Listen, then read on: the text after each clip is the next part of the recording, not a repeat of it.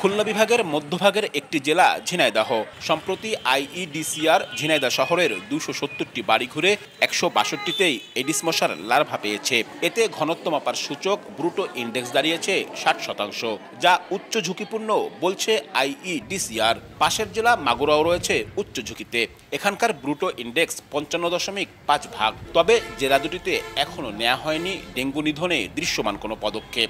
হাসপাতালগুলোর প্রস্তুতিও যৎসামান্য। বিকেল হলেই মশার জ্বালায় অতিষ্ঠ, সে যে কী পরিমাণ, খুব আতঙ্কের ভিতরে আছি আমরা। পৌরসভা কর্তৃপক্ষ কোনো মশক নিধনের জন্য কোনো ব্যবস্থা নেয়নি। উচ্চ ঝুঁকি নির্ণয় না হলেও বিভাগের অন্য জেলাগুলোতেও বাড়ছে ডেঙ্গু রোগী। প্রতিদিনই ডেঙ্গুতে আক্রান্ত হয়ে হাসপাতালে ভর্তি হচ্ছেন রোগীরা। গত এক সপ্তাহে বিভাগের ১০ জেলায় ডেঙ্গুতে আক্রান্ত হয়ে হাসপাতালে ভর্তি হয়েছেন ১১৭ জন। বর্তমানে বিভিন্ন হাসপাতালে ভর্তি হয়ে চিকিৎসা নিচ্ছেন ৫৭ রোগী। এবার ডেঙ্গু আক্রান্ত রোগীদের মধ্যে নতুন লক্ষণও দেখা গেছে। ৩ দিন পরে আর কি খিঁচুনি উঠেছে, উঠলে আমরা ওই জায়গায় অ্যাম্বুলেন্স ফোন করে এনে এই জায়গায় নিয়ে আসি। সে বমি করতেছে, অসুস্থ পড়েছে, সে অতিরিক্ত দুর্বল হয়ে পড়েছে। খাওয়ার সাথে সাথেই বমির সাথে রক্ত উঠছিল, এই জায়গায় আনার পরে বমি বন্ধ হয়েছে। আইইডিসিআর বলছে, খাওয়ার জন্য সংরক্ষিত বৃষ্টির পানি থেকে সম্প্রতি ভয়াবহ আকারে ডেঙ্গু ছড়িয়েছে বরগুনাতে। একই রকমভাবে খুলনা, বাগেরহাট ও সাতক্ষীরার অন্তত ৭ উপজেলার কয়েক লাখ মানুষ বৃষ্টির পানি সংরক্ষণ করেন।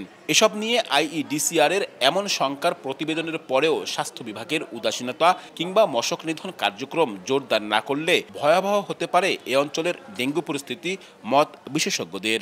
এবছর ডেঙ্গু রোগীদের ক্ষেত্রে একটি নতুন প্রাদুর্ভাব দেখা দিয়েছে, যেটাকে আমরা বলছি খিঁচুনি এবং বমি ভাব। তো ধারণা করা হচ্ছে যে এটা ডেঙ্গু 1 সেরোটাইপ।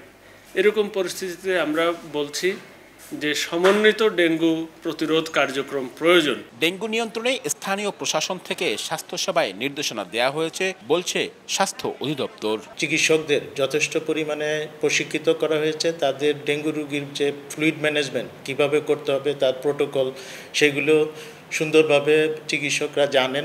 স্বাস্থ্য বিভাগের হিসাব বলছে, গত বছর খুলনা বিভাগে ১০,০০০-এরও বেশি রোগী ডেঙ্গুতে আক্রান্ত হয়েছেন, যার মধ্যে প্রাণ হারিয়েছেন ৩৫ জন।